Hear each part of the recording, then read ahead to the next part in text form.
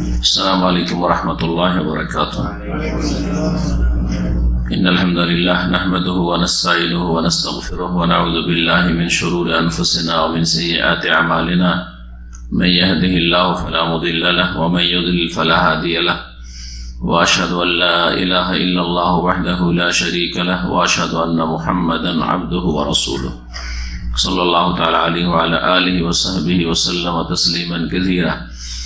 أما بعد فقد قال شيخ الإسلام ابن تيمية رحمه الله تعالى: ويتبرؤون من طريقة الروافض الذين يبغضون الصحابة ويسبونهم، ومن طريقة النواصب الذين يؤذون أهل البيت بقول أو عمل، ويمسكون عما شجر بين الصحابة ويقولون إن هذه الآثار المروية في مصاويهم منها ما هو كذب ومنها ما قد زيد فيه ونقص وغير عن وجهه، والصحيح منه هم فيه معذورون، إما مجتهدون مصيبون وإما মুজতাহিদুন মুখতিউন। মহান আল্লাহর সমস্ত প্রশংসা যে আল্লাহ রাব্বুল আলামিন সাহাবায়ে কিরামদেরকে এবং আলে বাইতকে নবী মুহাম্মদ রাসূলুল্লাহ সাল্লাল্লাহু আলাইহি সাল্লামের বংশধর যারা মুমিন মুমিনাত সৎকর্মশীল তাদেরকে আল্লাহ এ উম্মতে সবচেয়ে বেশি সম্মান দিয়েছেন। সালাত এবং সালাম নাযিল করেন মুহাম্মদ রাসূলুল্লাহ সাল্লাল্লাহু আলাইহি সাল্লামের প্রতি, যার তরবিয়তেই এই সাহাবায়ে কেরামগণ এই মর্যাদায় পৌঁছেছেন। আমাদের ধারাবাহিক আলোচনা আল আকিদা আল ওয়াসিতিয়ার শেষের দিকে আজকে পর্ব নম্বর হচ্ছে 37। বিষয়বস্তু সম্পর্কে শেখ সালেহুল ফাওজান হাফিজাহুল্লাহ তাআলা বলছেন: তাবাররউ আহলিস সুন্নাহ তাবাররউ আহলিস সুন্নাতি ওয়াল জামাআহ মিম্মা ইয়াকুলুহুল মুবতাদিয়া ফি হাক্কিস সাহাবাতি ওয়া আহলিল বাইত। সাহাবায়ে কেরাম সম্পর্কে এবং আহলে বাইত সম্পর্কে বিদাতীরা যেসব কথা বলে থাকে, উল্টো পাল্টা তাদের ওপর অপবাদ দিয়ে থাকে বা তাদের সমালোচনা করে থাকে বা তাদেরকে গালমন্দ করে থাকে, এই সম্পর্কে আহলে সুন্নাত ওয়াল জামাত তাদের থেকে, এই সব বিদাতীদের থেকে সম্পর্কহীনতার ঘোষণা করে, সম্পর্ক ছিন্ন করে।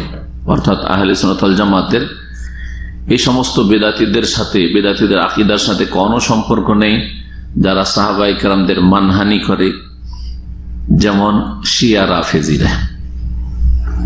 শুধু মানহানি না, তাকফির করে, কাফের বলে, গালমন্দ করে, জাহান্নামী বলে এবং এসব কথা বলে তারা সাক্ষী দিয়ে থাকে যে তারা জাহান্নামী।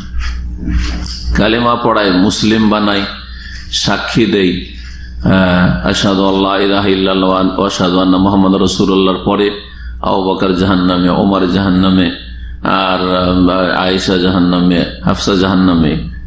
আল্লাহর লানত ওই সব লোকদের ওপর যারা সাহাবায়ে কেরামদেরকে এইভাবে গালমন্দ করে বা তাদের সম্পর্কে বাড়াবাড়ি করে, এবং তাদেরকে আল্লাহ যেন দুনিয়াতেও লাঞ্ছিত করেন আর পরকালেও যেন আল্লাহর উপরে উচিত শাস্তি দেন, লাঞ্ছিত অপদস্থ করেন।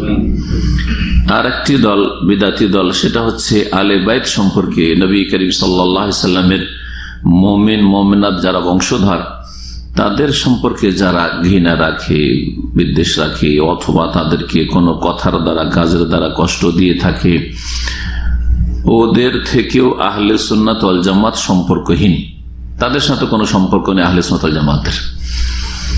তারা প্রত্যেকের মর্যাদার ওইভাবে খেয়াল রাখে যে মর্যাদা আল্লাহ তাদেরকে দিয়েছেন, সেই মর্যাদায় অতিরঞ্জন বাড়াবাড়ি করে না, সাহাবায়ে কেরাম সম্পর্কে হোক অথবা আহলে বাইত সম্পর্কে। আর তাদের ক্ষেত্রে ত্রুটিও করে না, কোনো ঘাটতিও করে না, মানহানিও করে না।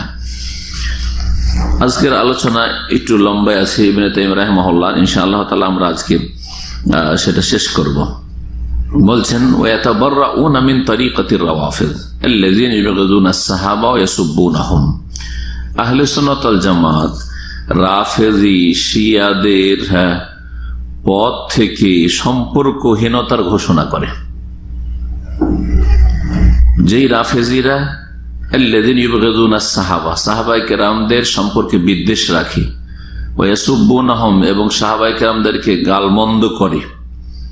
অমিন তারিকাতিন নওয়াসিব, এই একটি বিদাতি গুমরাহ দল, এটা সর্বনিম্ন নাম তাদের বিদাতি। কিন্তু যারা সাহাবায়ে কেরামদেরকে কাফির বলে, যাদেরকে আল্লাহ তাজকিয়া দিয়েছেন, সার্টিফিকেট দিয়েছেন রাদিয়াল্লাহু আনহু ওয়া রাদু আনহু বলে, যাদেরকে আল্লাহ মুমিন বলেছেন এবং যাদের প্রশংসা করেছেন, এক আয়াতে না বহু আয়াতে কোরআন কারীমে সাহাবায়ে কেরামদের ফজিলত মর্যাদা সম্পর্কে রয়েছে।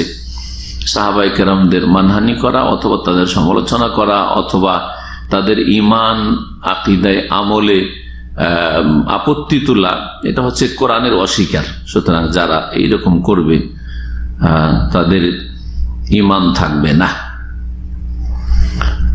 এই একটি গুমরাহ পথভ্রষ্ট দল, যাদের সাথে আহলে সুন্নাত ওয়াল জামাতের কোনো সম্পর্ক নেই। দ্বিতীয় আর একটি গুমরাহ দল এর বিপরীত দিকে,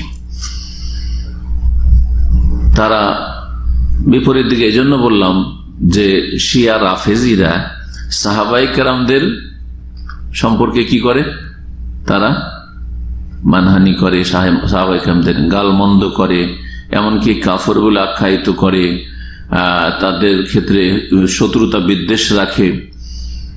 আর পাশাপাশি রাসূলুল্লাহ সাল্লাল্লাহু আলাইহি ওয়াসাল্লাম আলী বাইত, আলী রাদিয়াল্লাহু তাআলা সম্পর্কে, ফাতেমা রাদিয়াল্লাহু আনহা সম্পর্কে, হাসান হোসেন সম্পর্কে, তাদের সম্পর্কে গলি অতিরঞ্জন করে, সীমাহীন অতিরঞ্জন বাড়াবাড়ি করে। এমন তাদের অনেকেই, বরং অধিকাংশই তারা এদেরকে এলার ক্ষমতা দিয়ে থাকে। আর কমপক্ষে তারা 12 জনকে নিষ্পাপ মাসুম ইমাম বলে। প্রথম শুরু আলী রাদিয়াল্লাহু তাআলা আনহু দিয়ে, তারপরে হাসান হোসেন, এই করে তাদের 12 জন ইমাম রয়েছে যারা নিষ্পাপ মাসুম, তাদের কোনো ভুল ভ্রান্তি হয় না এবং তাদের মর্যাদা নবী রাসূল চাইতে অনেক বেশি। জি, এদেরকে এই জন্য ইসনা আশারিয়া বলা হয়। এদেরকে কোন ফিরকা বলা হয়? ইসনা আশারিয়া। 12 মাসুম নিষ্পাপ ইমামের ভ্রান্ত গুমরাহ আকীদায় বিশ্বাসী ইরানি রাফেজিরা হচ্ছে ইসনা আশারিয়া ফিরকা। জি, তো এরা বাড়াবাড়ি করে, অতিরঞ্জন করে। কার ক্ষেত্রে বললাম? নবী সাল্লাল্লাহু আলাইহি ওয়াসাল্লামের বংশধরের ক্ষেত্রে। এর প্রতিক্রিয়ামূলক অথবা যে কোনো কারণে হোক আরেকটা দল সেই যুগে পয়দা হয়েছিল, বিশেষ করে তাদের অবস্থান ছিল শাম দেশে। তারা রাসূলুল্লাহ সাল্লাল্লাহু আলাইহি ওয়াসাল্লামের পরিবার আলে বাইত সম্পর্কে বিদ্বেষ রাখত, ঘৃণা রাখত, বৈরিতা রাখত। জি, বা তাদের মানহানি করত। এদেরকে নাসিবি বলা হয়। এদের কি বলা হয়? নাসিবি। জামা হচ্ছে বহু বচন নওয়াসিব। হ্যাঁ, রাফেজি বহু বচন হচ্ছে রাওয়াফেজ, আর নাসিবি যার বহু বচন হচ্ছে নওয়াসিব। এদেরকে নাসিবি কেন বলা হয়? এই জন্য বলা হয়, নাসাবে আনসুব মানে দাঁড় করা। এদের সম্পর্কে আলেমরা বলেছেন, লিআন্নাহুম নাসাবুল আদাওয়াতা বাইনাহুম ওয়া বাইনা আলিল বাইতি। তারা রাসূলুল্লাহ সাল্লাল্লাহু আলাইহি ওয়াসাল্লামের বংশধর সম্পর্কে শত্রুতা, দুশমনী দাঁড় করেছিল। মানে তারা অন্তরে দুশমনী, শত্রুতা রাখত। যেই শত্রুতা তাদের বড় একটি গুমরাহি। আর রাফেজিদেরকে রাফেজি কেন বলা হয়? শিয়াদেরকে রাফেজি। শিয়া বললেও তো খুশি হবে। শিয়া মানে হচ্ছে দল। হ্যাঁ, কার দল? শিয়াত আলী। হ্যাঁ, যে কোরআনে কারিমে শিয়াতুন শব্দটি এসছে। জি হ্যাঁ, শিয়াউন বহু বচন এক বচনে এসছে। তো শিয়াতুন মানে দল, আলীর দল। তো যদি আলী, তার প্রথম দিকে বলতো শিয়াত আলী, আমরা হচ্ছি আলীর দল। তো আলীর দল একটা ভালো মানুষ কথা, কিন্তু আসলে তার আলীর দল? আকীদা তো আলীর দল না, আখলাক চরিত্র আলীর দল না, কোনো কিছুতে আলীর দল না। তো এদেরকে শিয়া বলা এই জন্য ঠিক নাই, এদেরকে রাফেজি বলতে হবে। জি, আলী ইবনে হোসেন জৈনুল আবেদিন, জি হ্যাঁ, তিনি এদেরকে যখন বলেছিলেন, এরা জিজ্ঞেস করলো যে আপনি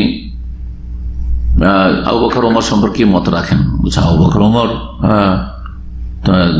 প্রথম খলিফা, দ্বিতীয় খলিফা। হ্যাঁ, আর আমার দাদা তাদের সহযোগী ছিলেন, আলী রাদিয়াল্লাহু তাআলা ইত্যাদি।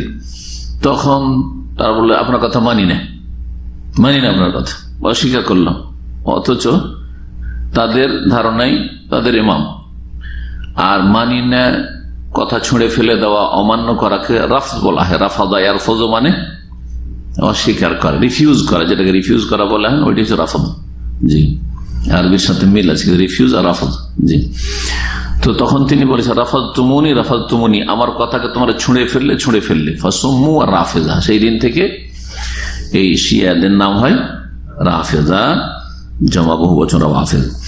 তো রাফেজরা একদিকে গোমরা আর নওয়াসিবরা আর একদিকে গোমরা। হ্যাঁ, আলে বাইতের ক্ষেত্রে একদল বাড়াবাড়ি করেছে, অতিরঞ্জন করেছে, আরেক দল মানহানি করেছে। এই দুই গোমরাহ দল থেকে সম্পর্কহীনতার ঘোষণা করে আহলে সুন্নাত ওয়াল জামাত।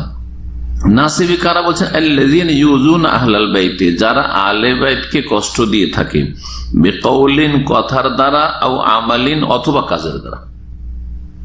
কথার দ্বারা হইতে পারে, কাজের দ্বারা হইতে পারে। কাজের দ্বারা এই যে নবী করিম সাল্লাল্লাহু আলাইহি সাল্লামের বংশধরের কাউকে কষ্ট দিয়েছে, যেমন হোসেন রাদিয়াল্লাহু তাআলা আনহুকে যারা জুলম অত্যাচার করে শহীদ করেছে তারা নাসিবী। জি, ইবনে জিয়াদ নাসিবী, আর ওর সাথী সঙ্গী যারা নাসিবী জালেমেরা।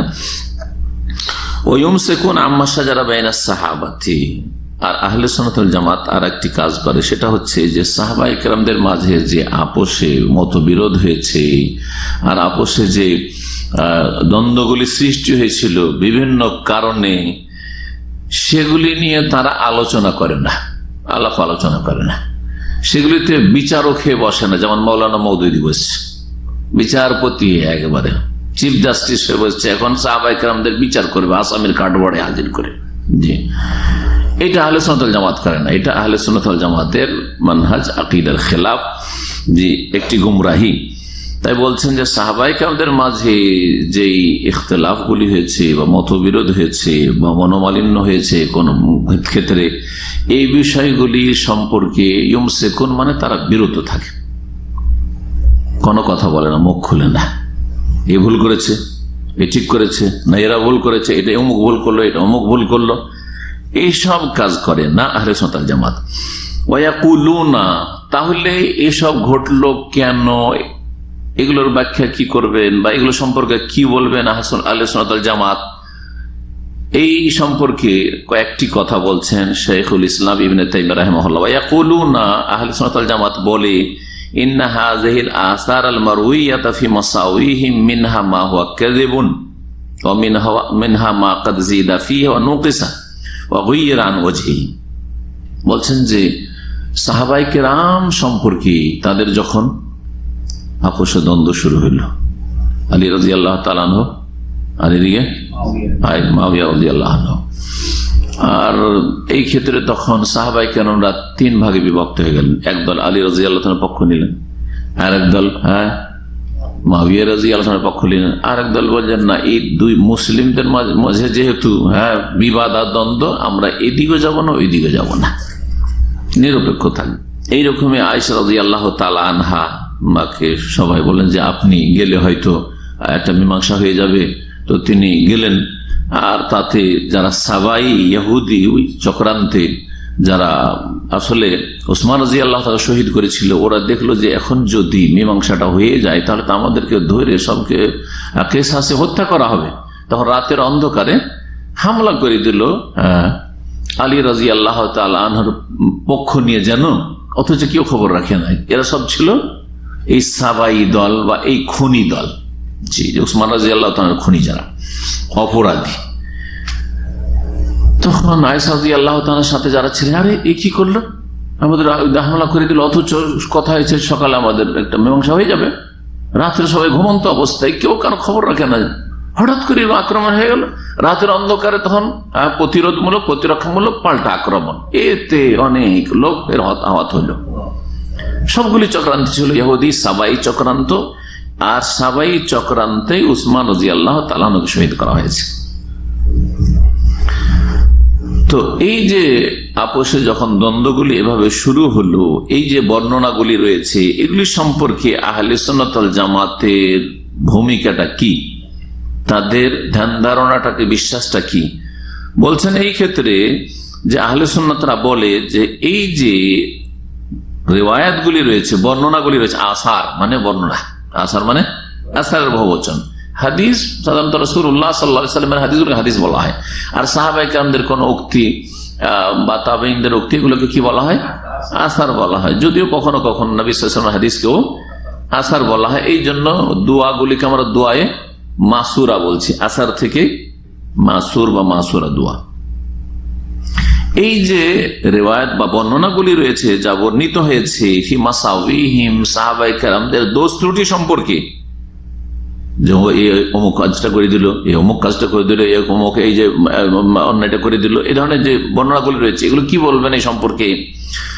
বলছে মিনহা মা হুয়া কাযিব, তার একটা অংশ হচ্ছে মিথ্যা, মিথ্যা।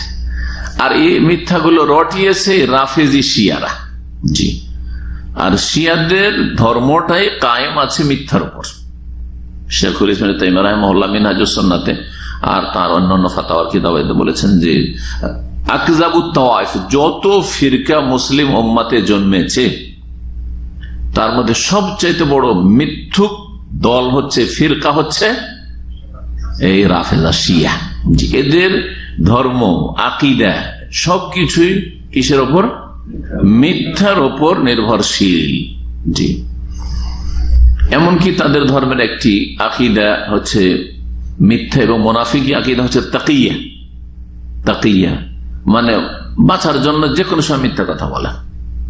কার থেকে বাঁচতে হয়? বলছে যে আহলে সুন্নতের অনিষ্ট থেকে বাঁচার জন্য। আহলে সুন্নতকে বলেন যে আমরা সুন্নি হয়ে গেছি, বলেন এটাই সওয়াবের কাজ। তাকিয়া তাদের একটি ইবাদত। আহলে সুন্নাতকে বলেন যে আমাদের এসব কোন ইখতিলাফ নাই। হ্যাঁ, আহলে সুন্নাত ওয়াল জামাতকে বলেন যে তোমাদের পিছনে দেখো নামাজ পড়ছি। জি, আর কথা সত্যি। এই তাকিয়ার উপরে ভিত্তি করেই এরা সবকিছু করে, আর এই তাকিয়ার উপরে ভিত্তি করেই তারা আপনার কি বলছে, এই জামাত ইসলামীদেরকে ধোঁকা দিয়েছে, আর জামাত ইসলামীরা প্রতারিত হয়েছে। ইসলামিয়া ইসলামিয়া লা শারকিয়া ওয়ালা গারবিয়া, এই স্লোগান ছিল খোমেনির যুগে। ইসলাম ইসলাম, না পূর্ব না পশ্চিম। কথা বোঝা গেছে? লা শারকিয়া ওয়ালা গারবিয়া, ইসলাম ইসলামিয়া। তো কারণ জামাত ইসলামের মধ্যে কোনো ভালো আলেম নেই, যার ফলে এরা এই ভ্রান্ত আকীদাগুলি জানেই না, আর জানলেও তাদের রাজনৈতিক বৃহৎ স্বার্থের জন্য এসব বিশ্বাসই করে না। ওদের যদি বলেন যে এইসব আকীদা রাফেজি শিয়াদের, এরা বিশ্বাসই করে না। এদের অনেক যারা কর্মকর্তা তাদের সাথে আলোচনা করে দেখেছি, আশ্চর্য, এদের কোনো জ্ঞান নেই রাফেজিদের কিতাবাদি সম্পর্কে। আর এতে বড় ভূমিকা আদায় করেছে মওদুদির কিতাব খেলাফতে মুলুকিয়া, তার এইসব কিতাবগুলি। আল্লাহ পাক যেন এইসব শার থেকে আমাদেরকে বাঁচিয়ে রাখেন। মিথ্যার ছড়াছড়ি, এই মাবিয়া এরকম করে দিয়েছেন, আবুল বাস এরকম করে দিয়েছেন, তমুক সাহাবী এরকম করেছে, উসমান রাদিয়াল্লাহু তাআলা আনহু এই করেছেন সেই করেছেন। জি হ্যাঁ, মিনহা মা হুয়া কাযিব। জি, একটা অংশ তার হচ্ছে একেবারে মিথ্যা। ওয়া মিনহা মা কাদ জিদা ফীহি ওয়া নুকিসা, আর একটা অংশ এমন যাতে কিছু বাড়ানো হয়েছে অথবা কমানো হয়েছে, কাটছাট করা হয়েছে, সুবিধা মতো করা হয়েছে। এমন একটা ঘটনাকে যদি কাটছাট করেন তা আসল রূপ তো আর থাকবে না। একটা ভালো মানুষকে খারাপ করে দিবেন, দোষের ক্ষেত্রে ধরেন একটা ভালো মানুষের দোষ বাড়িয়ে দিলেন, আর উনি যে অনেক ভালো কাজ করেছে সেই ক্ষেত্রে এগুলোকে কি করলেন? কমিয়ে দিলেন, তো লোকটা বদনাম হবে না? ভালো কাজ করেও নাম নেই, এরকম করেছে। আর আসল যে রূপরেখাটা ছিল ঘটনার বা বিষয়গুলির, সমস্যাগুলির, সেটাকে একেবারে পরিবর্তন করে দেওয়া হয়েছে। আসলে যেটা ফ্যাক্ট, আসল যেটা ঘটেছে সেটা আর বোঝা যাচ্ছে না এইসব বিভিন্ন এই জাল কথাবার্তা, যাতে কিছু সংযোজন, কিছু কর্তন করার কারণে। আর একটা অংশ যেটা আসলে হয়েছে সহি, যেটা এরকমটা হয়েছে, কথাটা সহি, কিন্তু সহি কেন সাহাবায়ে কেরামদের মাঝে এটা হইল, এর উত্তর তো লাগবে। এ সম্পর্কে বলছেন মিনহু মাহুম ফিহি মাজুরুন, তার কিছু ক্ষেত্রে তাদের ওজর গ্রহণযোগ্য, তাদের ওজর গ্রহণযোগ্য, মাজুর। কেমন করে ওজোর গ্রহণযোগ্য হয়? ইম্মা মুজতাহিদুন মুসিবুন, যদি ইজতিহাদ মুসলিম উম্মায় থাকে তো সবচাইতে বড় মুজতাহিদ কারা? রাসূলুল্লাহ সাল্লাল্লাহু আলাইহি ওয়াসাল্লাম, পরে সাহাবায়ে কেরামগণ, ঠিক কিনা? তো ইজতিহাদের ক্ষেত্রে মুজতাহিদের ভুলও হইতে পারে, আবার ঠিকও হইতে পারে, ঠিক না? নবী করিম সাল্লাল্লাহু আলাইহি ওয়াসাল্লাম এই মর্মে না বলেছেন, ইজা ইজতাহাদাল হাকিমু বা ইজা ইজতাহাদ মুজতাহিদু, যখন কোন বিচারক বা কোন আলেম বা কোন ব্যক্তি, কোন সাহাবী ইজতিহাদ করবেন, মেহনত পরিশ্রম চালিয়ে কোরআন সুন্নাহর আলোকে একটা সিদ্ধান্ত দিলেন, সেটা যে কোনো বিষয় হইতে পারে, মাসলা মাসাইল হইতে পারে, আবার আপোষের দ্বন্দ্ব মিটানোর ক্ষেত্রে বা আপোষের বুঝাবুঝির ক্ষেত্রে বা এইসব ক্ষেত্রে হইতে পারে। ইজতিহাদ করলেন, ফাআসাবা, তারপরে ঠিক সিদ্ধান্তে উপনীত হলেন, ফালাহু আজরান, তাহলে 2 গুণ নেকি। কিসের? মেহনতের, একটা আজরুল ইজতিহাদ, আর একটা আজরুল সওয়াব, যে ঠিক করেছে সেই জন্য। ওয়াইজা ইজতাহাদ, আর যখন ইজতিহাদ করলেন, মেহনত পরিশ্রম চালিয়ে একটা সিদ্ধান্তে পৌঁছিলেন বা সিদ্ধান্ত দিলেন, ফাখতা, কিন্তু ভুল করে দিলেন, ভুল হয়ে গেল, তাহলে ফালাহু আজরুন ওয়াহিদ, তার জন্য 1 নেকি রয়েছে। কিন্তু পরবর্তীকালে যারা আসবে তাদের উপর যখন স্পষ্ট হয়ে যাবে যে মুজতাহিদের এই ইজতিহাদটা ভুল, তখন তাকে কি ফলো করা যাবে? করা যাবে না। এই কথাটা বুঝে নিলেই মযহাবের গোঁড়ামি থাকে না। মুজতাহিদ ইজতিহাদ করে উনি যদি ঠিক করে থাকেন ডবল নেকি পেয়েছেন, ভুল করে থাকেন তবু 1 নেকি পেয়েছেন। কিন্তু আমরা যখন তার ইজতিহাদটা ভুল বুঝতে পারবো, আমাদের করণীয় কি? ছেড়ে দেওয়া ফরজ, ছেড়ে দেওয়া ফরজ। ভুল করেছেন জানতে পারলাম, বুঝতে পারলাম, দলিলের বিপরীত চলে গেছে, তারপরেও যদি তার অন্ধ অনুকরণ করি, তাহলে এটা গুমরাহির রাস্তা নাই? হ্যাঁ, রাসূলুল্লাহ সাল্লাল্লাহু আলাইহি ওয়াসাল্লামের সুন্নাহর উপর বা হকের উপর আপনি অন্য কিছুকে, ভুলটাকে প্রাধান্য দিলেন। ঠিক মাসাইলের ক্ষেত্রে এইরকম। তাই অন্ধ তকলিদের আসলে অস্তিত্ব ইসলামে নেই।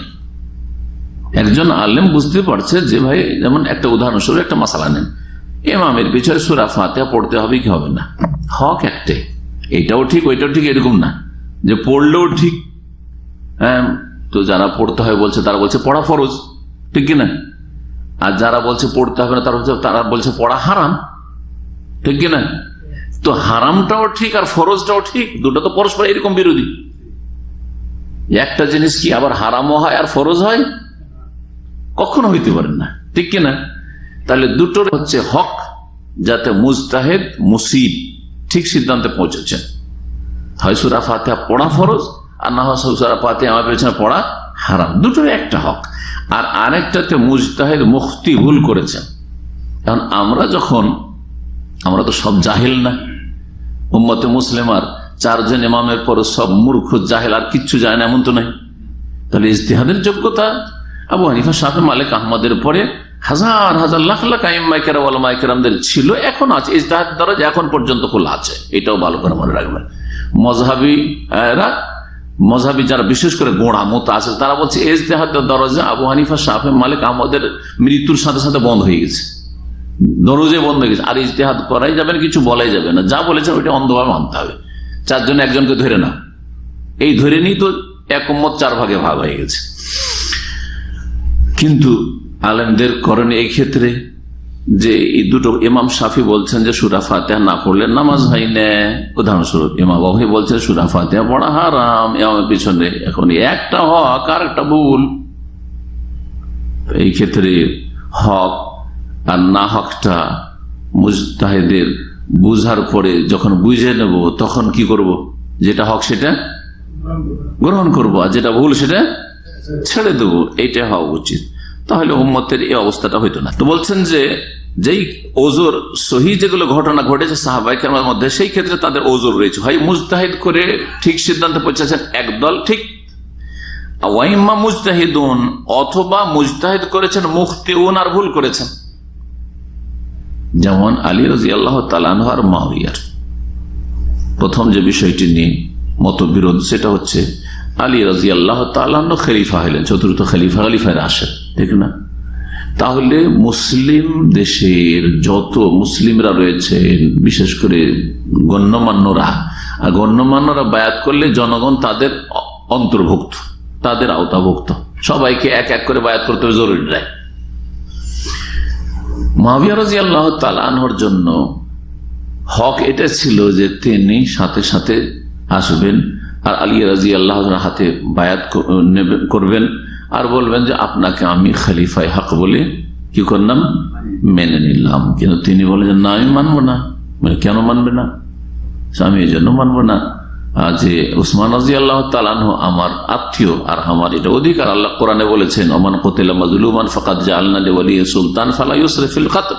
কেউ যদি নির্মম ভাবে নিহত হয়, অন্যায় ভাবে যদি কাউকে হত্যা করা হয়, তাহলে তার ওলি মানে অভিভাবক, আমি অভিভাবক তার পক্ষ থেকে, তার অভিভাবককে আল্লাহ এই কর্তৃত্ব নেতৃত্ব দিয়ে সুলতান এই ক্ষমতা দিয়েছেন যে সে ডিমান্ড করবে যে আমার আত্মীয়র কিসাস নেওয়া হোক, আমি এটা চাই।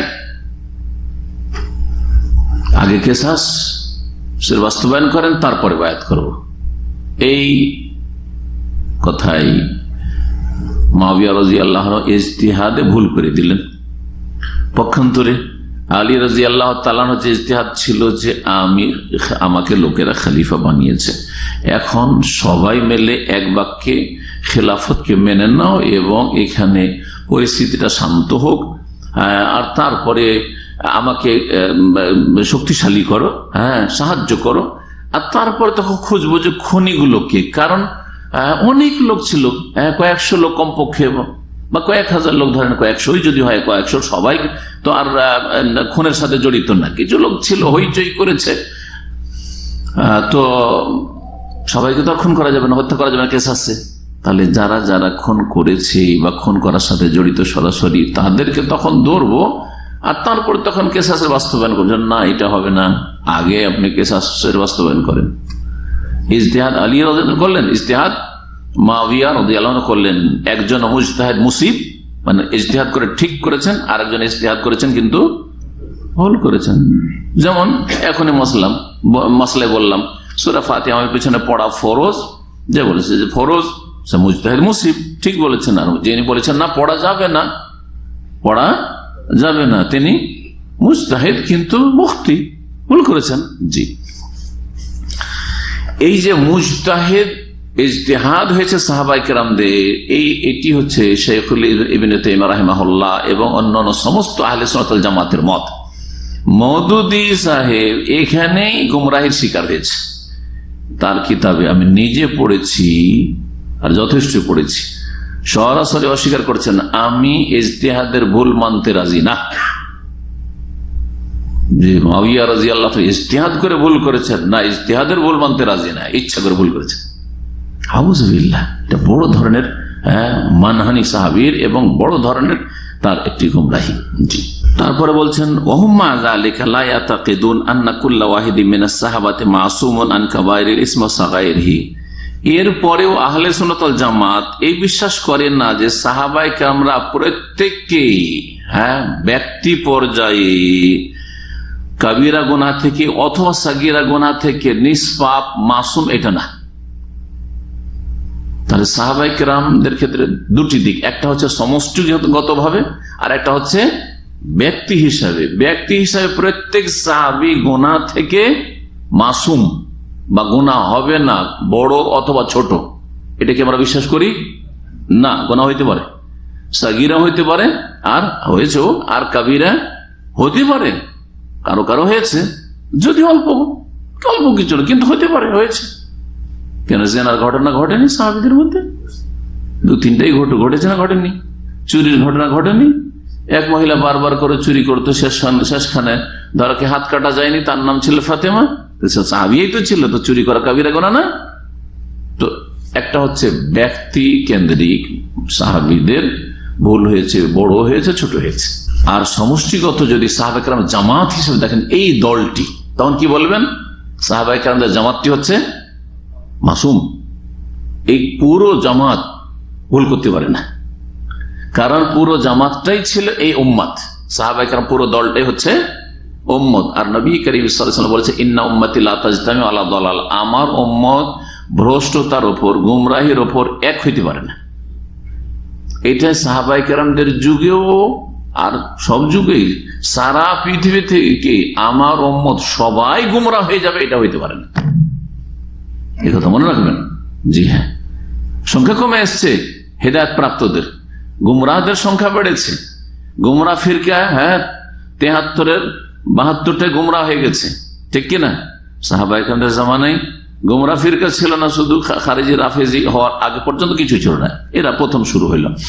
তো কিন্তু তারপরেও পৃথিবীতে হকপন্থী সর্বদা ছিল, আর আছে, আর থাকবে। বুঝছেন না? এই একটি হাদিস যেটা বললাম যে আমার উম্মত গুমরাহের উপর এক হইতে পারে না, যে সবাই গুমরাহ গেছে, একটিও খাঁটি মুসলমান নেই, হইতেই পারে না। সবগুলির আকীদা খারাপ হয়ে গেছে, এটা হইতেই পারে না। আর একটি দলিল মনে রাখবেন, সহিহ বুখারী মুসলিমের হাদিস, লা তাযালু তায়েফাতু মিন উম্মতি যাহিরিন আলাল হক মানসুরিনা। আমার উম্মতের একটি দল, তায়েফা ছোট দলই হবে, ক্ষুদ্র দল বলা হয়েছে, ক্ষুদ্র জামাত, যাহিরিন আলাল হক, হকের উপর বিজয়ী থাকবে, মানসুরিন সাহায্য প্রাপ্ত থাকবে। আমার উম্মতের একটা দল থাকবে, সেটা যে কোনো জায়গায় থাকতে পারে, সবসময় এক জায়গায় নাও থাকতে পারে, সবসময় এক জায়গায় নাও থাকতে পারে। তারপরে এই দলটি এক জায়গায় একেবারে গচ্ছিত হয়ে থাকবে, এটাও জরুরি না, সারা পৃথিবীতে ছড়িয়ে ছিটিয়ে থাকবে। আর আলহামদুলিল্লাহ সহিহ আকীদার আলেম ওলামা এবং সহিহ আকীদার জনগণ অনুসারী সারা পৃথিবীতে ছড়িয়ে আছে। আপনি পূর্ব থেকে পশ্চিম যেখানেই চলে যান সহিহ আকীদার লোক পাবেন আপনি। এমন আল্লাহর কোন জমিন নেই যে হয়তো পাওয়া যাবে না, ঠিক কিনা? জি হ্যাঁ, যদিও কোথাও কম কোথাও বেশি। তো কি বলছিলাম যে সাহাবায়ে কেরাম প্রত্যেকে মাসুম নয়, এটা বিশ্বাস রাখে না যে প্রত্যেকে মাসুম। আন কাবাইরিল ইসমে, বড় গুনাহ থেকে, ওয়া সাগীরা, ছোট গুনাহ থেকে। যেমন ছোট গুনাহ হইতে পারে তেমন বড় গুনাহ কারো হতে পারে। বাল তাজুজু আলাইহিমুজ যুনুবু ফিল জুমলা, বরং তাদের ক্ষেত্রে গুনাহ হওয়ার সম্ভাবনা আছে। হ্যাঁ, জায়েজ হইতে পারে, অসম্ভব কোন সাহাবীর ভুল হইতে পারে না, না ভুল কথা। অসম্ভব কোন সাহাবী ভুল করেছে, না ভুল কথা। ওয়ালাহুম মিনাস সাওয়াবিকি ওয়াল ফাদাইলি মা ইউজু মাগফিরাতা মা ইয়াসদুরু মিনহুম ইন সাদারা। তারপরে বলছেন যে তাদের যাদের ভুল ভ্রান্তি হয়েছে, শুধু এই দুই একটা গুনার ক্ষেত্রে না, হতে পারে এই যে আপোষের যে দ্বন্দ্বের ক্ষেত্রে ভুল হয়েছে, এই যে ভুলগুলি হয়েছে, তাই বলে কি তারা আপনি মনে করেন যে আজকালকার জামানার মুসলিমদের মতো হয়ে গেছে নাকি? না, মোটেই না, মোটেই না। কোথায় সারা আর কোথায় সোরাইয়া? সারা মানে হচ্ছে কাদা মাটি, আর সোরাইয়া মানে হচ্ছে ধ্রুবতারা। বুঝতে পেরেছেন? কোথায় ধ্রুবতারা আর কোথায় কাদা মাটি। জি, কোথায় শেখ সাদি আর কোথায় বকরির নদী। তো সাহাবায়ে কেরামদের মাঝে আপোষে যে দ্বন্দ্ব হয়েছে, এই দেখে একজন আজকালকার খুব ভালো মানুষ আত্ম অহংকারে ফেটে না পড়ে যে আমি কারো সাথে দ্বন্দ্ব রাখি না, আমি মনে হয় এত সিনিয়র হয়েছি যে আমি সাহাবী থেকে এগিয়ে গেছি বা সাহাবীদের মতো হয়ে গেছি, নাকি? না, মোটেই না। জি, তাই এখান থেকে জবাব দিচ্ছেন যে যে ভুলগুলি হয়েছে, ভুল যদি হয় তো তাদের নেকির দিকটাও তো দেখবে। হ্যাঁ, সেটা কোনো সময় চিন্তা করেছো? বলছে ওয়ালাহুম মিনাস সাওয়াবিক ওয়াল ফাদাইল, তাদের সাহাবায়ে কেরামদের অগ্রণী যে ভূমিকা রয়েছে দিন ইসলামের খেদমতের ক্ষেত্রে, দিন ইসলাম পালনের ক্ষেত্রে, কবুল করার ক্ষেত্রে এবং দিন ইসলাম প্রচার প্রসারের ক্ষেত্রে এবং নবী সাল্লাল্লাহু আলাইহি সাল্লামের সাথে সাহায্য সহযোগিতার ক্ষেত্রে, জিহাদ ফি সাবিলিল্লাহর ক্ষেত্রে, জান মাল সবকিছুর কোরবানির ক্ষেত্রে যে অগ্রণী ভূমিকা, ওয়াল ফাজাইল, আর যেসব ফজিলত রয়েছে তাদের মর্যাদার কথা, যা আবশ্যক করে যে যা কিছু তাদের ভুল ভ্রান্তি হয়েছে তা তাতে মার্জনা হয়ে ক্ষমা হয়ে যাবে। ইনসাদার, যদি হয়ে থাকে, যদি কোনো ভুল হয়ে থাকে তো জানতে হবে যে তাদের একটা ভুলের তুলনায় লক্ষ লক্ষ কোটি কোটি নেকি রয়েছে, পাহাড়ের মতো নেকি রয়েছে।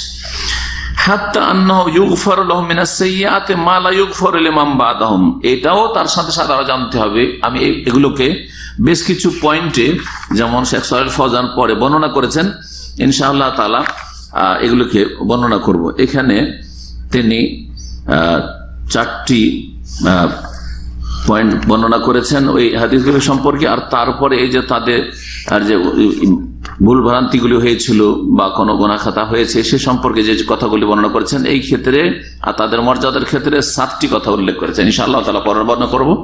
ইবনে তাইমিয়া রাহিমাহুল্লাহর কথাগুলি সংক্ষেপে এখন শেষ করি। বলছেন যে এমন তাদের অগ্রণী ভূমিকা অথবা এত ফজিলত রয়েছে যে কোনো ভুল ভ্রান্তি যদি হয়ে থাকে, গুনাহ হয়ে থাকে, তো ক্ষমা হয়ে গেছে। আর আরেকটি কথা তারপরে বলছেন যে তওবা করলে আমাদেরও মাফ হয় আর তাদেরও মাফ হয়েছে। দুটোতে পার্থক্য আছে না নেই? তওবার কোয়ালিটিতে যেমন পার্থক্য আছে, তেমন আল্লাহ পাক রব্বুল আলামিনের রহমতের ক্ষেত্রে পার্থক্য আছে। এই জন্য যেমন সাহাবায়ে কেরামদের উপর আল্লাহর রহমত হয়েছে এবং আল্লাহর পক্ষ থেকে ক্ষমার ঘোষণা নেমে এসেছে, আমাদের জন্য জরুরি নয়? জি, তাই বলছেন এমন কি হাত্তা আন্নাহুম ইউগফারু লাহুম মিনাস সাইয়্যাত, তাদের সাহাবায়ে কেরামদের ভুলভ্রান্তি বা গুনাহ ক্ষমা হতে পারে, মা লা ইউগফারু লিমান বাদাহুম, যা পরবর্তীকালে লোকদের মাফ নাও হইতে পারে, নাও হইতে পারে। জরুরি নয় যে আপনিও তওবা করলেন আর একজন তওবা করলেন, ওর মাফ হলো তো আমার কেন মাফ হবে না? আল্লাহ ভালো জানছেন যে আপনার অন্তর আর তার অন্তরে কত পার্থক্য আছে। তো একই যুগের মানুষের যদি এই পার্থক্য থাকে, তো সাহাবায়ে কেরামদের সাথে আপনি কি করে নিজেকে তুলনা করবেন? তো পরবর্তীকালে লোকদের এমনও গুনাহ মাফ না হইতে পারে যেই ধরনের ভুল ভ্রান্তিগুলো সাহাবীদের মাফ হয়ে যেতে পারে। কেন? লিআন্না লাহুম মিনাল হাসানাতি আল্লাতী লাহুম সাইয়্যাত মা লাইসা লিমান বাদাহুম, এর কারণ হচ্ছে যে তাদের এমন এমন নেকি রয়েছে যেই নেকিগুলি গুনাহগুলিকে মিটিয়ে দেয় বা মুছে দেয়, মা লাইসা লিমান বাদাহুম, পরবর্তীকারী লোকদের ওই রকম নেকি নেই। আপনি চিন্তা করেন, কেউ বদরে হাজির হয়েছেন, কেউ ওহদে হাজির হয়েছেন, কেউ খন্দকে হাজির হয়েছেন, কেউ হুদায়বিয়ার সন্ধিতে হাজির হয়েছেন, হ্যাঁ, আর সর্বশেষ হুনাইনে হাজির হয়েছেন, তাবুকে হাজির হয়েছেন, তারপরে বিদায় হজে হাজির হয়েছেন। তারপরে এমন কি আছে, কোন তাবেই আছে যে নবী সাল্লাল্লাহু আলাইহি ওয়াসাল্লামের সাথে বিদায় হজে হজ্জাতুল ওয়াদাতে হাজির হওয়ার সুযোগ পেয়েছে? জি হ্যাঁ, তো এই যে সুযোগগুলো তারা পেয়েছেন দিন ইসলামের খেদমতের, তারপরে দিন শিখার সরাসরি, জি হ্যাঁ, তারপরে যাকে আল্লাহ উত্তম নমুনা উসওয়া হাসানা, তাকে সরাসরি দেখে ফলো করা, অনুসরণ করার সুযোগ পেয়েছেন, সেটা তো আমরা কেউ পাইনি। বরং তাবেঈনরা, তাবাউ তাবেঈনরাও পাইনি, কেউ চার ইমামও পাইনি, কোন মুহাদ্দিসও পাইনি। ওয়াকাদ সাবাতা বিকাউলি রাসূলিল্লাহ সাল্লাল্লাহু আলাইহি ওয়াসাল্লাম, আর রাসূলুল্লাহ সাল্লাল্লাহু আলাইহি ওয়াসাল্লামের বাণীতে এটা প্রমাণিত যে স্বর্ণ যুগের মানুষ কাদেরকে বলেছেন? 3টি যুগ। তার প্রথম স্বর্ণ যুগের মানুষ হচ্ছেন সাহাবায়ে কেরাম, আন্নাহুম খায়রুল কুরুন, তারা হচ্ছে সবচাইতে উত্তম যুগের মানুষ। ওয়া আন্নাল মুদ্দা মিন আহাদিহিম ইযা তাসাদদাকা বিহি, আর তারা যদি এক মুদ সাদকা করে থাকেন, কোন সাহাবী যদি এক মুদ মানে গত সপ্তাহে বলেছিলাম, হ্যাঁ, আনুমানিক 600-700 গ্রাম, হ্যাঁ, এক মুদ মানে হচ্ছে 600-700 গ্রাম। 600-700 গ্রাম যদি কোন সাহাবী খরচ করে থাকেন, আর পরের লোকেরা, পরের কি সিনিয়র সাহাবায়ে কেরাম, জুনিয়র সাহাবায়ে কেরাম, আগের সাহাবায়ে কেরাম, পরের সাহাবায়ে কেরামের সাথে তুলনা করেছে রাসূলুল্লাহ সাল্লাল্লাহু আলাইহি ওয়াসাল্লাম, তাহলে তাবেঈনদের সাথে তুলনা করেন যে একজন তাবেঈ উহুদ পাহাড়ের সমান স্বর্ণ খরচ করেছে, সাদকা করেছে, আর আরেকজন সাহেব মাত্র 600-700 গ্রাম বা নসিফ তার অর্ধেক 300 গ্রাম, 350 গ্রাম আল্লাহর রাস্তায় খরচ করেছে। তারপর ওই সাহাবীর মর্যাদায় পৌঁছিতে পারবে না উহুদ পাহাড়ের সমান স্বর্ণ আল্লাহর রাস্তায় সাদকা করে যে সাহাবী মাত্র 300-350 গ্রাম জব, গম, খেজুর কিছু খরচ করেছে আল্লাহর রাস্তায়। বলছেন যেই ব্যক্তি, যেই সাহাবী সাদকা করেছেন এক মুদ, কান আফদালা, সেটা হচ্ছে বেশি উত্তম, মিন জাবালে ওহুদিন যাহাবান, ওহুদ পাহাড়ের সমান স্বর্ণ সাদকা করার চাইতে, মিম্মান বাদাহুম, পরবর্তীকালের কোন লোকের পক্ষ থেকে। সুম্মা ইযা কানা কাদ সাদারা মিন আহাদিহিম যামবুন ফায়াকুনু কাদ তাবা মিনহু, তারপরে আমাদের যুগে মেলা লোক পাপ করে যাচ্ছে, অনেক পাপ করেছে, তারপরে তো সম্ভাবনা যে লোকটা হয়তো তওবা করে নিয়েছে। বলছি না সাদ্দাম হোসেন কত জুলুম অত্যাচার করেছে, কত যে তার বাড়াবাড়ি ছিল, হ্যাঁ, বহু পাপ করেছে, কিন্তু সে যখন জেলে থাকলো সেই সময়, হ্যাঁ, আপনি কি জানেন যে সে তওবা করেনি? বলতে পারবেন? হতে পারে যে এমন তওবা করেছে আল্লাহ মাফ করে দিয়েছেন, আল্লাহ ইয়াগফিরু যুনুবা জামিয়া, হ্যাঁ, কুফরি করে নাস্তিকতার পরে যদি বলে আল্লাহ আমি খাঁটি মুসলিম হয়ে গেল, তাহলে মাফ করে দিবেন মরার আগে। আর যদি মরেও যায় কোনো কাবিরা গুনাহ করে, তারপরেও তো তার মাফের সম্ভাবনা আছে, যদি সেটা শিরক কুফরি না হয়, ঠিক না? তো এই জন্য কোনো মানুষ মারা যাওয়ার পরে এই জন্য মন্তব্য করতে নাই তার সম্পর্কে খারাপ, যে যতই খারাপ লোক হোক, হইতে পারে মতের আগে সে তবার চান্স পেয়ে গেছে, হতে পারে খালেস অন্তর থেকে এমন সংশোধন করেছে যেটা হয়তো আপনার আমার নসিব হবে না। হঠাৎ করে মত হলে আপনি তবার সুযোগে পেলেন না বা কালিমা পড়ার সুযোগ পেলেন না। তারপরে এটাও জেনে রাখবেন যে সাহাবাই কেরামদের কোন একজনের যদি কোনো গুনাহ হয়েও থাকে, তা থেকে তিনি তওবা করে নিয়েছেন, এই সম্ভাবনাটা যদি আজকালকার লোক সম্পর্কে আমরা বলি, তাহলে সাহাবী সম্পর্কে কি বলতে পারেন? যে কোনো ভুল হোক না কেন অবশ্যই দ্রুত কি করেছেন? তওবা করে নিয়েছেন। আও আতা বিহাসানাতিন তামহু, অথবা এমন নেকি করেছেন যেই নেকি তাদের গুনাহগুলিকে মিটিয়ে দিয়েছে। কারণ আল্লাহ কোরআনে ঘোষণা করেছেন, ওয়াকিমিস সালাতা তারাফাইন নাহারি ওয়া যুলাফাম মিনাল লাইলি ইন্নাল হাসানাতি ইউযহিবুনাস সাইয়্যাত। ওয়াকিমিস সালাতা তারাফাইন নাহারি ওয়া যুলাফাম মিনাল লাইল, আল্লাহ বলছেন যে দিনের দুই পাশে, দুই দিকে, সকাল বিকেল, ওয়া যুলাফাম মিনাল, রাতের কিছু অংশে তোমরা এই 5 ওয়াক্ত সালাত কায়েম করো। ফজর, যোহর, আসর, মাগরিব, এশা, এই দুটো কথা দিয়ে আল্লাহ ইঙ্গিত করে দিয়েছেন। এই 5 ওয়াক্ত সালাত যদি তোমরা কায়েম করো তো কি হবে? ইন্নাল হাসানাতে ইউযহিবুনাস সাইয়্যাত, নিশ্চয়ই নেকিগুলি গুনাহগুলিকে মুছে দেয়, নিয়ে চলে যায়, সাফ করে দেয়।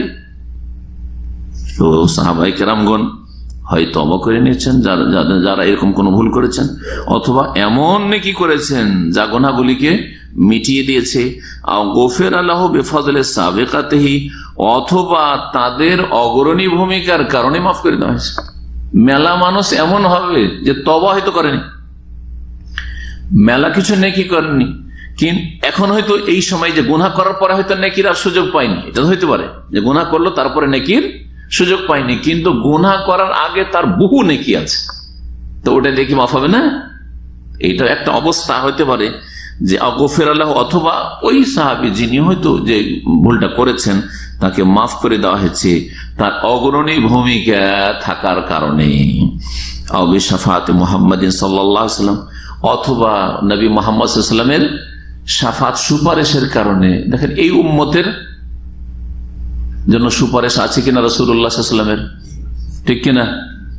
আসআদুন নাস বিশাফাতি মান ক্বালা লা ইলাহা ইল্লাল্লাহ খালিসাম মিন কলবিহি, নবী কারীম বলেছেন আমার শাফাতের সবচেয়ে বেশি হকদার বা আমার শাফাত দিয়ে সবচেয়ে বেশি ধন্য হবে যে লা ইলাহা ইল্লাল্লাহ বললো তার অন্তরের নিষ্ঠার সাথে, খুলুসিয়তের সাথে। এখন এই উম্মতের সবগুলি মুসলিমকে যদি একসাথে রাখেন শাফাতের ব্যাপারে, সবচেয়ে বেশি খুলুসিয়তের সাথে কারা কলেমার শাহাদাত দিয়েছেন? সাহাবীরা, আর কি হইতে পারে? কখনো না। নবী সাল্লাল্লাহু আলাইহি ওয়াসাল্লাম শাফাত দিয়ে মাফ হয়ে গেছে, মাফ হয়ে যাবে। আল্লাযীনা হুম আহাক্কুন নাস বিশাফাতি, যারা এই সাহাবায়ে কেরামগণ নবী সাল্লাল্লাহু আলাইহি ওয়াসাল্লামের শাফাতের বেশি হক রাখেন। আও উবতুলিয়া বিবালাইন ফিদ দুনিয়া কুফিরা বিহা আনহু, শেষ আর একটি অবস্থা হচ্ছে যে যদি এই আগের গুলো নাও হয় তো মানুষ গুনাহ করার পরে যদি কোনো বালা মুসিবত আসে তা দিয়ে গুনাহ মোচন হয় না? হয় না? হয় না? হয়। তো একজন ভুল করেছে, ভুল করার পরে তাকে কোনো জায়গায় ধাক্কা খেতে হয়েছে, কোনো দুর্ঘটনা হইলো বা কোনো জায়গাতে কিছু হইলো, কোনো অসুখ বিসুখ হইলো, মাফ হয়ে গেছে। এই যে কথাগুলি বলা হলো সবগুলি নিশ্চিত গুনার ক্ষেত্রে। যদি কারো সম্পর্কে বলেন যে এই লোকটা নিশ্চিত গুনাহ হয়েছে, তার ক্ষেত্রে এতগুলি গুনাহ মাফের কি পাওয়া যাচ্ছে? মাধ্যম বা ওসিলা পাওয়া যাচ্ছে। কাদের সম্পর্কে বললাম? যাদের গুনাহ হয়েছে। সাহাবায়ে কেরাম সম্পর্কে গুনাহ হয়েছে কথা তো বলা মুশকিল আপনার, ঠিক না? যদি হয় তাহলে এগুলো গুনাহ মাফের মাধ্যম রয়েছে। তো বলছে ফায়দা কানা হাযা ফি যুনুবিল মুহাক্কাকা, এই যদি অবস্থা হয় নিশ্চিত গুনাহগুলি সম্পর্কে যাদের গুনাহ হয়েছে নিশ্চিত, ফাকাইফাল উমুর আল্লাতী কানু ফিহা মুজতাহিদিন, তাহলে ওই বিষয়গুলি সম্পর্কে কি বলতে পারেন যেই ক্ষেত্রে তারা মুজতাহিদ ছিল, ইজতিহাদ করেছেন। ইজতিহাদ করলে গুনাহগার না, হয় 2 নেকি না হয় 1 নেকি, তো গুনাহই তো না। ইজতিহাদ যখন বলবেন তাহলে হয় 2 নেকি যদি ঠিক সিদ্ধান্ত হয়ে থাকে, আর না হলে 1 নেকি। ইন আসাবাও ফালা আজরানে, যদি তারা ঠিক করে থাকেন তাহলে 2 দ্বিগুণ নেকি রয়েছে। ওয়াইন আখতাও, যদি ভুল করে থাকেন ফালাহুম আজরুন ওয়াহিদ, তাদের জন্য 1 নেকি রয়েছে। ওয়াল খাতাও মাগফুরুন, আর ভুল ভ্রান্তি যা হয়েছে সেগুলি মার্জনা হয়ে যাবে গো। সুম্মাল কদর الذي ينكر من فعلهم قليل نذر مغمور في جنب فضائل القوم ومحاسنهم من الإيمان بالله ورسوله والجهاد في سبيله والهجرة والنصرة والعلم النافع والعمل الصالح। তারপরে শেষখানে আরো বলছেন যে সাহাবায়ে কেরামদের যে ভুল ভ্রান্তিগুলি হয়ে সেটা তাদের নেকির পাশাপাশি রাখলে বেশি না একেবারে অল্প? শুধু অল্প না, একেবারে অল্প। তাই বলছেন সুম্মা, অতঃপর আল কাদরুল্লাযী ইউনকারু মিন ফিলিহিম, যেই পরিমাণ তাদের আচার আচরণের উপর আপত্তি করা হইতে পারে সেটা কালিলুন নজরুন, অত্যন্ত কম। মাগমুরুন ফি জামবে ফাযাইলিল কওমি, এই সাহাবায়ে কেরামদের দলের যে ফজিলত এবং মাহাসেন আর তাদের যে বৈশিষ্ট্য আর তাদের মর্যাদা, এগুলির পাশে রাখলে এই সামান্য ভুল ঢেকে যায়। মগমুরুন মানে একেবারে ঢেকে যায়, চাপা পড়ে যায়। যার অনেক কি আছে, নেক আমল রয়েছে, তার যদি 2-4টা ভুল থাকেও তো অনেক নেকির সামনে, অনেক হাসানাতের সামনে এগুলি চাপা পড়ে যায়, পড়ে না? জি। তো তাদের এই ফজিলতগুলি কি ছিল, বা তাদের বৈশিষ্ট্যগুলি কি ছিল, তাদের ভালো দিকগুলি কি ছিল, এখানে 7টি উল্লেখ করেছে। মিনাল ইমান বিল্লাহ, আল্লাহর প্রতি ইমান, যে সাহাবায়ে কেরামদের ইমান আম্বিয়া রাসূলগণের পরে ইমান, এই মর্যাদার ইমান। ওয়া রাসূলিহি, রাসূলুল্লাহ সাল্লাল্লাহু আলাইহি ওয়াসাল্লামের প্রতি ইমান। ওয়াল জিহাদ ফি সাবিলিহি, আল্লাহর রাস্তায় জিহাদ করা, আল্লাহর রাস্তায় জিহাদ করা, তাও রাসূলুল্লাহ সাল্লাল্লাহু আলাইহি ওয়াসাল্লামের সাথে হয়ে, পাশে দাঁড়িয়ে। ওয়াল হিজরা, এবং হিজরত করা। জি, আজকাল পেটের জন্য হিজরত করছেন, ঠিক না? আর তারা দিনের জন্য হিজরত করেছেন। এলায়ে কালিমাতুল্লাহ, আল্লাহর কালিমাকে উঁচা করার জন্য হিজরত করেছেন, আল্লাহর কালিমাকে উঁচা করার জন্য লড়াই করেছেন। আজকে কেউ জমির জন্য লড়াই করছেন, কেউ স্বার্থের জন্য লড়াই করছেন, কেউ খ্যাতির জন্য লড়াই করছেন, ইত্যাদি ইত্যাদি। কেউ যেহেতু চাকরি করেন সেই জন্য চাকরি আপনাকে বাধ্য করছে, লড়তে হবে, ঠিক আছে, হকের ক্ষেত্রে লড়ছেন, কিন্তু যেহেতু সরকারি চাকরি করেন সেই জন্য লড়ছেন আপনি। কিন্তু না, তারা এসব করেছে না। নুসরা, এবং দ্বীনের সাহায্য করেছেন তারা। ওয়াল ইলমুন নাফি, উপকারী ইলম শিখেছেন। আসল ইলমের উৎস হচ্ছে কোরআন এবং সুন্নাহ, হাদিস। রাসূলুল্লাহ সাল্লাল্লাহু আলাইহি ওয়াসাল্লামের কাছে সরাসরি শিখছেন। তো উপকারী ইলমের নাফে তাদের চাইতে বেশি আর কে শিখতে পারে? ওয়াল আমালিস সালেহ, এবং নেক আমল সরাসরি রাসূলুল্লাহ সাল্লাল্লাহু আলাইহি ওয়াসাল্লাম থেকে তারা নিয়েছেন, শিখেছেন। ওয়ামান নাযারা ফি সিরাতিল কওমি বিইলমিন ওয়া বাসীরা, যেই ব্যক্তি জ্ঞানের সাথে এবং চোখ খুলে সাহাবায়ে কেরামদের জীবনী পর্যালোচনা করবে বা জীবনী অধ্যয়ন করবে, ওমা মান্নাল্লাহু আলাইহিম বিহি মিনাল ফাযাইল, আর যেই ফজিলতগুলি দিয়ে আল্লাহ তাদের উপর অনুগ্রহ করেছেন, আলিমা ইয়াকিনান, নিশ্চিত জানতে পারবে যে আন্নাহুম খায়রুল খালকি বাদাল আম্বিয়া, সাহাবায়ে কেরামগণ নবীগণের পরে সবচাইতে বেশি ফজিলত রাখেন, বা নবীগণের পরে সৃষ্টির সেরা তারা। লা কানা ওয়ালা ইয়াকুনু মিসলাহুম, তাদের মতো না, তার আগে কেউ ছিল। আগের উম্মত মুসলিমরা ছিল না? আগের উম্মত আম্বিয়া রাসূলগণের সাথী সঙ্গীরা ছিল, যেমন ঈসা আলাইহিস সালামের সাথী সঙ্গীরা হাওয়ারি, তাদেরও বড় মর্যাদা আছে। মুসা আলাইহিস সালামের সাথী সঙ্গীরা ছিল না? প্রত্যেক নবীর সাথী সঙ্গীরা ছিল। আর মুহাম্মদুর রাসূলুল্লাহ সাথী সঙ্গীরা কাদের মর্যাদা বেশি? আম্বিয়া রাসূলগণের পরে রাসূলুল্লাহ সাল্লাল্লাহু আলাইহি ওয়াসাল্লামের সাহাবায়ে কেরামদের। ওই কথা বলছেন যে দেখতে পাবে যে নবী রাসূলগণের পরে তারাই হচ্ছে সৃষ্টির সেরা। লা কানা ওয়ালা ইয়াকুনু মিসলাহুম, তাদের মতো না আগে ছিল, পূর্বে ছিল, না তাদের মতো পরবর্তীতে কেউ আসবে। 8 নম্বরে বলছে ওয়ান্নাহুম সাফওয়াতু মিন কুরুনি হাযিহিল উম্মাহ, এই উম্মতের যত যুগ, এই যে 1400 বছর চলে গেছে, এই যুগগুলি গেছে বা শতাব্দীগুলি গেছে, এর মধ্যে তারাই হচ্ছেন খালেস মনোনীত, আল্লাতী হিয়া খায়রুল উমাম, যে উম্মত হচ্ছে সমস্ত উম্মতের সর্বোত্তম উম্মত, ও আকরামুহা, আর সবচেয়ে বেশি সম্মানিত আর আল্লাহ তাআলা, আল্লাহ রাব্বুল আলামিনের কাছে। এতটুকু ছিল ইমাম ইবনে তাইমিয়া রাহিমাহুল্লাহর কথা। এই কথাগুলিকে যেভাবে ব্যাখ্যা করে শেখ সালেহ ফওজান হাফিজাহুল্লাহ তাআলা, অল্প সময়ে আমি তার কিছু কথা আপনাদেরকে শোনাই যাতে করে আরো স্পষ্ট হয়, যদিও প্রায় কথা চলে এসছে, তবে এক একটি করে বর্ণনা করলে আরো বুঝতে সুবিধা হবে। প্রথম যে বিষয়টি ইমাম ইবনে তাইমিয়া রাহিমাহুল্লাহ উদ্দেশ্য করেছেন সেটা হচ্ছে আহলে সুন্নাত ওয়াল জামাতের দৃষ্টিভঙ্গি কার সম্পর্কে? সাহাবায়ে কেরাম সম্পর্কে আর আহলে বাইত সম্পর্কে। ব্যাস এটি কথা। তারা এই ক্ষেত্রে মধ্যমপন্থী, না বাড়াবাড়ি করেছেন অতি ভক্তি যেটা আল্লাহ নিষেধ করেছেন, আর না তারা মানহানি করেছেন। জি, সাহাবায়ে কেরামদের সম্পর্কে মানহানি করেছে রাফিজি শিয়ারা, ঠিক না?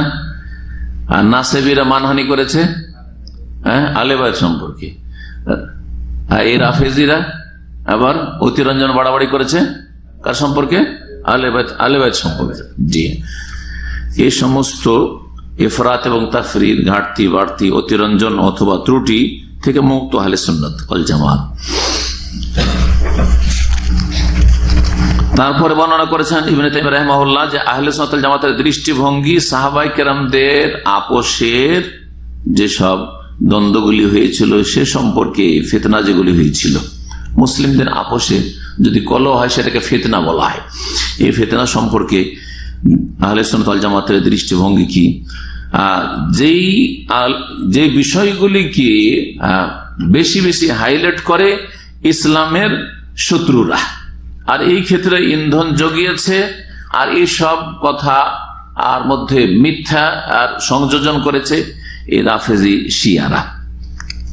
সাহাবায়ে কেরামদের যদি দোষ ত্রুটিকে সাব্যস্ত করে স্বীকৃত করে দেওয়া বা সাব্যস্ত করে দেওয়া হয়, তার মানে এটা শুধু সাহাবায়ে কেরামদের দোষ ত্রুটি না, এর মাধ্যমে ইসলামের যত বিধিবিধান রয়েছে সবগুলিকে একেবারে মুসলিম জীবন থেকে বা মানব জীবন থেকে সরিয়ে দেওয়া। এটা হচ্ছে ইসলামের শত্রুদের অসৎ উদ্দেশ্য। কারণ আমাদের কাছে কোরআন এবং সুন্নাহ, কোরআন হাদিস যে উৎস ইসলামের, এটা কাদের মাধ্যমে পৌঁছেছে? কাদের মাধ্যমে পৌঁছেছে? রাসূলুল্লাহ সাল্লাল্লাহু আলাইহি ওয়াসাল্লাম সাহাবায়ে কেরাম করে নিয়েছে, ঠিক না? কোরআনকে এক জায়গায় জমা করলেন আর মুসহাফ বানাইলেন কে? ওসমান রাদিয়াল্লাহু তাআলা আনহু। রাফেজি শিয়ারা উসমানের উপর যে ফতোয়া দিয়ে রেখেছে, তাতে যদি এত বড় কাফের হয়ে যায় রাফেজিদের আগে, তাহলে ওর কোরআন জমা করা কোরআনে কি করে বিশ্বাস করা যাবে? সুতরাং রাফেজি শিয়ারা বিশ্বাস করে নাই কোরআনে। তারপরে সাহাবায়ে কেরামরা হাদিস মুখস্থ রেখেছেন, আর তারপরে ধীরে ধীরে লিখতে শুরু করা হয়েছে। ওমর আব্দুল আজিজ রাহমাতুল্লাহ আলাইহি বিশেষ করে ব্যক্তি পর্যায়ে যদি কিছু কিছু হাদিস সাহাবারাও লিখতেন, কিন্তু একেবারে পরিকল্পিত ভাবে এখন হাদিস লিখতে হবে, না হলে সাহাবায়ে কেরামগণ দিন দিন ইন্তেকাল করে দুনিয়া থেকে বিদায় নিচ্ছেন, হাদিসগুলো সব আমাদের হাত ছাড়া হয়ে যাবে। ওমর নবী রাহমাতুল্লাহ আলাইহি সিদ্ধান্ত নিলেন। তো এই হাদিসগুলো কাদের মাধ্যমে আসলো? সাহাবায়ে কেরামদের মাধ্যমে। আর সাহাবায়ে কেরামরা এই করেছে সেই করেছে, আর আপোষে তাদের লড়াই ইত্যাদি, সুতরাং তাদের আস্থা করা যাবে না, এটাই না রাফেজি শিয়ারা করেছে। আর এটাই না ইহুদি খ্রিস্টান এবং যারা ওরিয়েন্টিস্ট বলা হয়, মানে ইসলাম সম্পর্কে যারা পশ্চিমা ইহুদি নাসারদের বড় বড় স্কলাররা লেখাপড়া করে কিসের জন্য? ইসলামের দোষ ত্রুটি খোঁজার জন্য। ইসলামের মধ্যে দোষ ত্রুটি আছে, সুতরাং ইসলাম অচল, মুসলিমদের ধর্মের উপর আস্থা করা যায় না। এই সুযোগগুলি করে দিয়েছে ইসলামের শত্রুদেরকে। তাই এখানে শেখ সালেহ ফওজান এই কথাগুলি বলেছেন। এখানে এমনকি অনেকে বিভ্রান্ত হয়েছে, অনেক আহলে সুন্নাতের সন্তান ওই কাফেরদের কাছে পড়াশোনা করে এসে রাফেজি শিয়া থেকে প্রভাবিত হয়ে এভাবে তারা পথভ্রষ্ট হয়েছে। আর তারপরে বলছেন যে ফাসাওয়াবু ওয়া খাত্তাউ বিলা দালিলিন, দলিল প্রমাণ থাক না, এটা ঠিক করেছে, এটা ভুল করেছে, এই ভুল করেছে, এই ঠিক করেছে, এইভাবে সাহাবায়ে কেরামদের সম্পর্কে নিজে যেন বিচারপতি হয়ে বসেছে। তারপরে সাহাবায়ে কেরামদের মাঝে যে দ্বন্দ্বগুলি হয়েছে এ সম্পর্কে বলছেন যে এর খোলাসা বা সারমর্ম হচ্ছে দুটি কথা। একটা প্রথম কথা হচ্ছে যে ইউমসিকুন আম্মা শাজারা বাইনা সাহাবায়ে কেরামদের মাঝে যে দ্বন্দ্বগুলি হয়েছে এগুলি নিয়ে আমরা আলাপ আলোচনা করবো না। হ্যাঁ, উনি এই করেছেন, উনি এই করেছেন, কে কি করেছেন, ওগুলো পড়বেন, চর্চা করবেন, শোনাইবেন, শুনবেন না, ওগুলো করবেন না। কারণ দেখেন, নিজের যুগে মেলা ঘটনা ঘটছে, যে ঘটনাগুলি যেগুলি সবাই বলছে সেগুলি যে সত্য তা না। আপনার আজকাল প্রচার মাধ্যমে যা কিছু হচ্ছে বুঝতে পারছেন কিন্তু, তাই না? টিভিতে খবর পড়া হচ্ছে একরকম, ঘটেছে আর একরকম, পত্র পত্রিকায় লেখা হচ্ছে একরকম, ঘটেছে আর একরকম, ঠিক কিনা? একজন লোককে কিছু অস্ত্র একটা ব্যাগ ধরিয়ে দিল, বলে এই যে জঙ্গি ধরা খেয়েছে, ওকে নিয়েছে টিভির পর্দা এনেছে, এই জঙ্গি ধরা পড়েছে, করছে না? করছে না? বহু আছে। চোখের সামনে যদি এগুলো হয়ে থাকে তো আপনি আপনার আগে কতদিন আগে কি হয়েছে না হয়েছে, আর এখন এই হয়েছে সে হয়েছে, কি করে বলছেন আপনি এগুলো কথা? সুতরাং নীরবতা, চুপ থাকা, এটা হচ্ছে আহলে সুন্নাত ওয়াল জামাতের তরিকা, পদ্ধতি। দ্বিতীয় যে বিষয়টি সেটা হচ্ছে যে যা কিছু সহি বর্ণিত হয়েছে, যেগুলি জাল তো জাল, ভুল, কিন্তু যেগুলি সহি সেই সম্পর্কে যে ভূমিকাগুলি আমাদের হবে বা যে দৃষ্টিভঙ্গি হবে সেগুলি এখানে বর্ণনা করা হয়েছে। এই ক্ষেত্রে প্রথম যে বিষয়টি বর্ণনা করেছিলেন ইবনে তাইমিয়া রাহিমাহুল্লাহ, সেটা হচ্ছে যে যেই কথাগুলি সাহাবায়ে কেরামদের দোষ ত্রুটি সম্পর্কে বর্ণিত হয়েছে সেগুলির একটা অংশ হচ্ছে মিথ্যা। প্রথম বলেছেন না, মিনহা মা হুয়া কাযিব, কাদ ইফতারাহু আদাম, ও দুশমনরা, শত্রুরা এগুলি তারা রচনা করেছে, শিয়া রাফিজের রচনা করেছে। যেমন মুআবিয়া রাদিয়াল্লাহু তাআলা আনহু বা শাম দেশের দামেস্কের মসজিদে আলী রাদিয়াল্লাহু তাআলা আনহুকে জুমার খুতবা, ঈদের খুতবায় গালমন্দ করা হইত, লানত করা হইত। এগুলো কথা রাফিজি শিয়াদের গড়া কথা, যার ফলে দেখেন আপনারা খেয়াল করবেন সমস্ত সাহাবায়ে কেরামের নাম না আসলে রাদিয়াল্লাহু আনহু বলে না, বলে না, কিন্তু আলী রাদিয়াল্লাহু তাআলার নাম আসলে অনেকে অন্য একটা দোয়া বলে। কি বলে জানা আছে?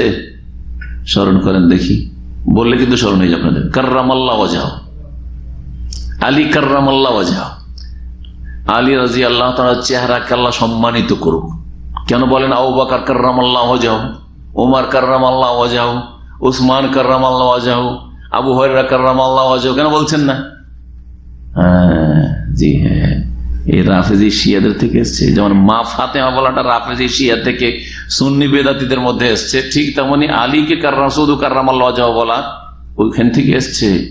কোথেকে? একটা মিথ্যা রটনা থেকেই, যে সামদেশের ওই দামেস্কের খুতবাতে মেম্বারে উঠে আলীকে গাল দেওয়া হয়তো, আর বলা হয়তো সাওয়াদাল্লাহু ওয়াজহাহু, নাকি বলা হয়তো আল্লাহ তার চেহারাকে কালো করুক।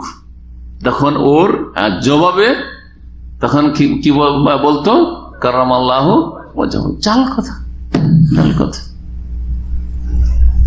আর আমাদের দেশের উর্দু বাংলা যে বইগুলি পড়বেন তাতে বহু জায়গায় ছোট থেকে আমরা কাররামাল্লাহু ওয়াজহাহু পড়েছি।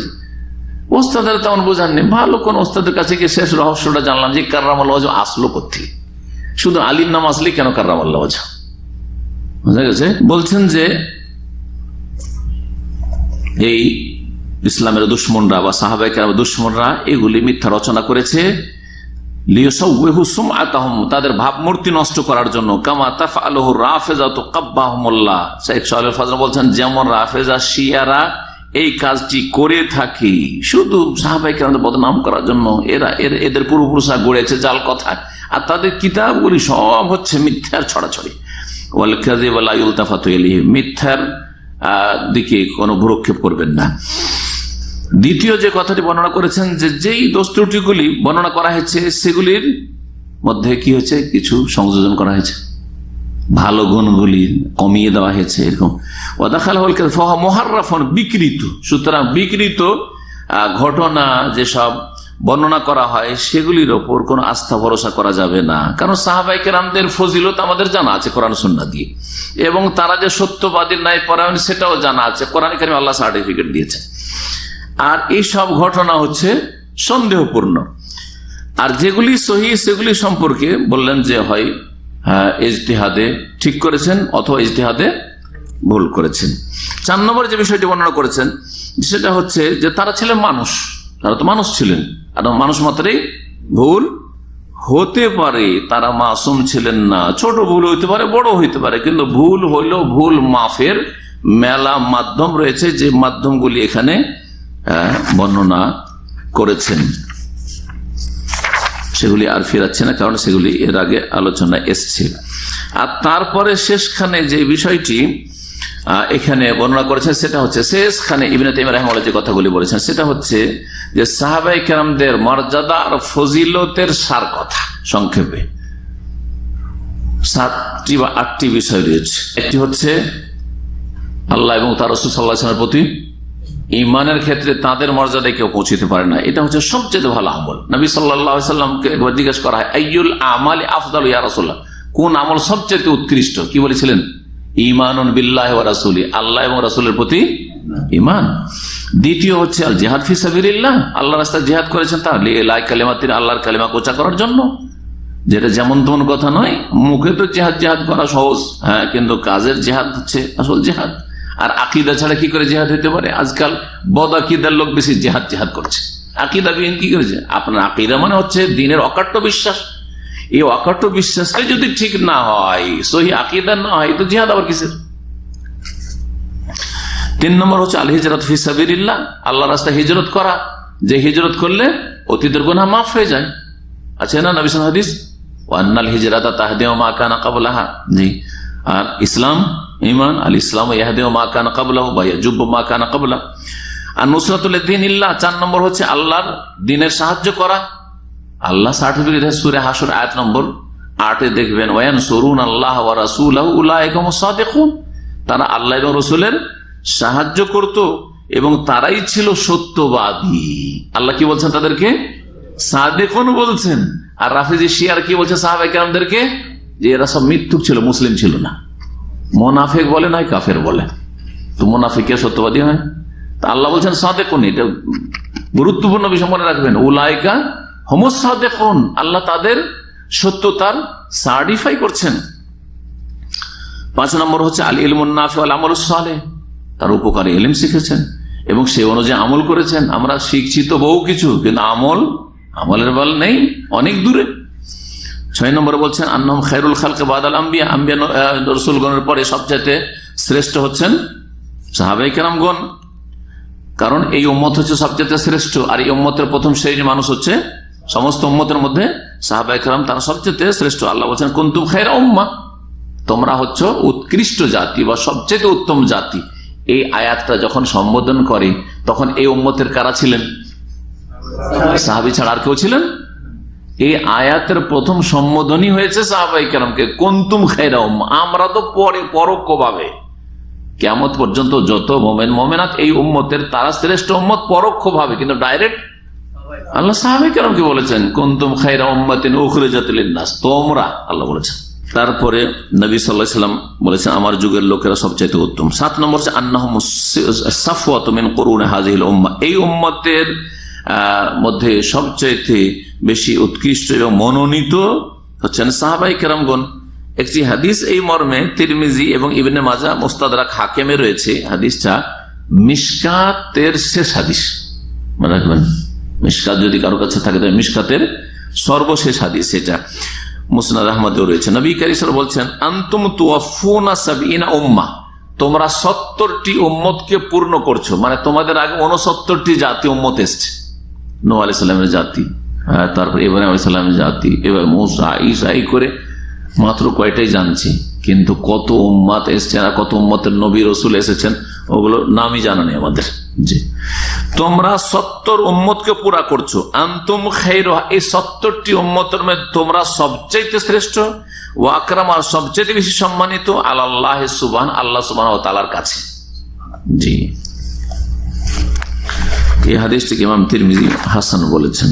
এখানে আজকের আলোচনা শেষ হলো।